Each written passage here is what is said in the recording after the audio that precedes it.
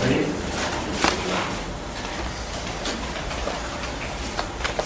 So, welcome back, everyone. Just to remind you of my name, Terry Mclean. Working with Excel.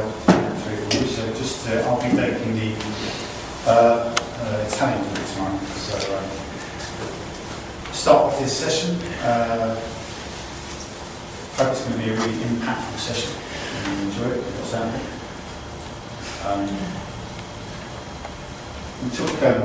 We listened earlier on to some of the things you wanted to learn today, and hopefully we'll be able to achieve those goals by the end of today.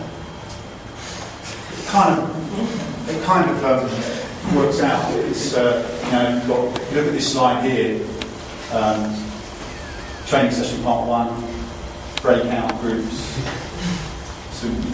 We'll do some media training. That will be, quite useful for a few journalists, like facilitation training, chairmanship skills, sexist. Look at that, chairwomanship.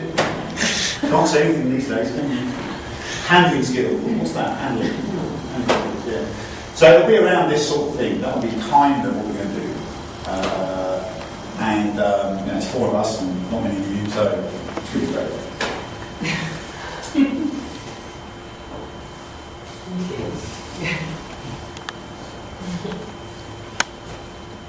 How's that? Fantastic.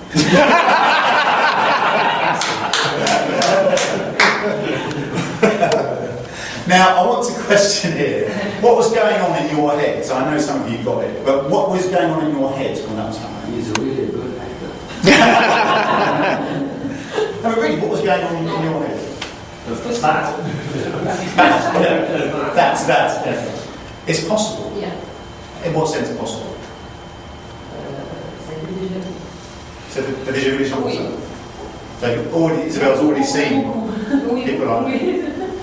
So that image, probably that person who I need to get away from, probably corresponds to some presenters that you may have seen in your experience. Would that be fair to assume? Yeah.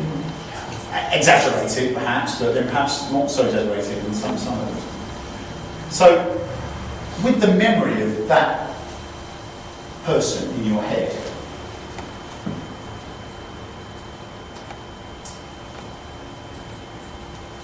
if you could make that presenter into a impactful, insightful, confident, concise, penetrating presenter, what would you change?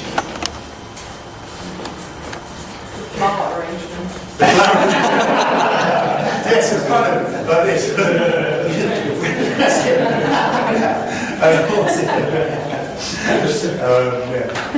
Enlightenment theatre. No, yes.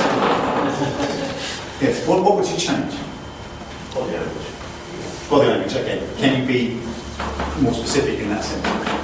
Well, you were saying one thing, but the whole everything, the whole body, your face, your expression, your hands in your pocket was telling us another.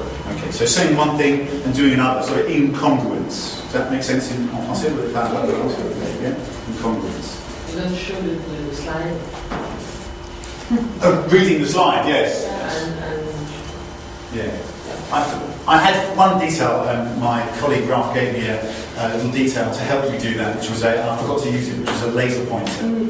I could have done that and underlined it, in my partner sentence. Yeah. Okay. Is there anything else that you would have changed? It has to look at the audience and really focus on individuals. So, focusing on individuals with eye contact in the audience. So the language was not clear and precise. Language was bad. The language was bad. The language was not clear, wasn't precise. Now, would it be fair to assume, and I'm going to say this to you, that the language wasn't, and this is actually what happened to me, the language was not clear and precise because the body language and the eye contact was not good. And it was very difficult for me to do this and look at the audience and do those things. Very difficult to have the language coming out. I know a lot of you know a lot of this. It's nice and interesting to bring it out. Okay, clear, precise language. So eye contact would have been sort of like this. Smiley face, I'll look at you all day, yes? That would be perfect. For you?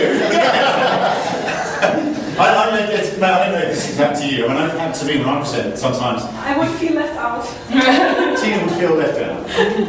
That's what happens. The smiley person in the room who you're focusing on is thinking, stop looking around me. I'm not thinking of my phone number. I'm not. And then Tina's thinking, what are you looking at? Look at you later. Okay. And so, but eye contact would need to be, as you know, random, perhaps. It may be, some people, at this point, doctors often say to me, what do you do when it's a big auditorium and hundreds of people? Well, what do you do? Maybe. Bless them. That would advise you wander around, yeah. Someone told me it's 5 clubs. Absolutely. That's 5 clubs. Not playing card. 5 clubs. Here, Well done, Philip. brilliant. I wanted to sleep. Well done, thank you. If you can, for those people who you know, in English, in different languages, we have different names for playing cards and hearts or diamonds or clubs. I think this comes from Bruce Springsteen, actually. He imagines, in a big auditorium of 10,000 people, he imagines, there you go, he imagines a playing card on top of the heads of everybody. And he thinks, right, 1, 2, 3, 4, 5 positions, and makes sure that throughout the concert he randomly looks at those places. And in fact, other pop stars do it. I know Sting does this, because my wife went to see Sting recently, and I think I told you